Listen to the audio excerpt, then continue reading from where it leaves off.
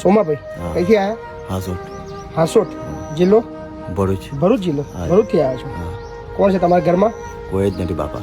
ક્યાં ગયા બધા? બધા એક્સપર્ટ થઈ ગયા. બધા એક્સપર્ટ થઈ ગયા? કેટલી ઉંમર છે તમારી? મારી 58. 58.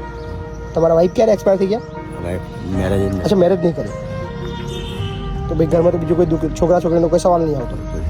હાસોટમાં કયું ગામ તમારું? હાસોટ જ. હાસોટ જ પ્રોપર? ઘર છે પોતાનું? તો ક્યાં રહેતા હતા અત્યાર સુધી? તો ઝુંપડપટ્ટીમાં. ઝુંપડપટ્ટીમાં રહેતા હતા? ઝૂંપડું બાંધીને આખી જિંદગી એ રીતે કાઢી? એ નહીં કાઢ્યું, કોઈ નથી કર્યું. કામ શું કરતા હતા? કંઈ ના, બોટલો વેચીને. બોટલો વીંચતા હતા જે રસ્તામાં પડેલી હોય અને એ વેચીને જિંદગી કાઢી. કેટલા પૈસા મળે એમાં બોટલમાં? 200-300 રૂપિયા જેવું મળે. આખા દિવસમાં 200-300 મળી રહે? ના, 3-4 દિવસ. 3-4 દિવસે ભેગા કરીને 200-300 રૂપિયા મળે. એ વેચીને પછી ખાવાનું. બહુ જિંદગી કાઢી તમે તો.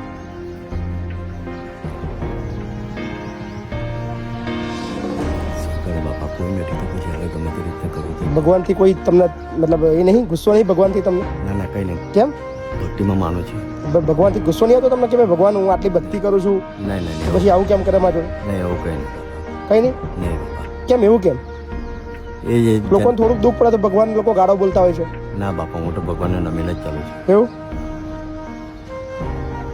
ભગવાન જે કરે આપણા માટે બેસ્ટ કરે, હે ને?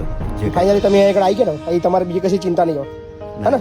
તમારો વિડીયો જોયો બાપા? અચ્છા, જોયો વિડીયો? વિડીયો પરથી એક વડીલે કીધું કે તમે બાપુના આશ્રમમાં ચાલો છો. જેમ તેમ કરીને મુસીબતથી થોડું ચાલીને આવ્યો.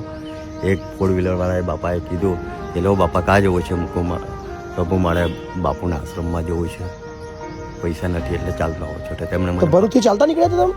ભરૂચથી ચાલતો નીકળતો હતો. શું વાત કરો છો? ત્યાંથી પછી એક ભાઈએ મને ભાડું કરી આપ્યું. તો કે ખેડા જિલ્લામાં ચાલે. મેં કહ્યું ખેડા જિલ્લામાં મેં જોયું નથી. પછી આવ્યો અહીંયા આગળ ભાવનગર આવ્યો. ભાવનગર ગયા? હા.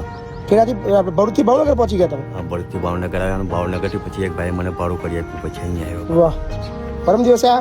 હા, પરમ દિવસ થઈ ગયો આગળ? હા, ફાવે છે. મસ્ત રહો, હે ને? કોઈ ચિંતા કરવાની નહીં. હા બાપા. બાકી બધું આમ જોઈ લઈશું. હા હા બાપા, તમારી જોડે.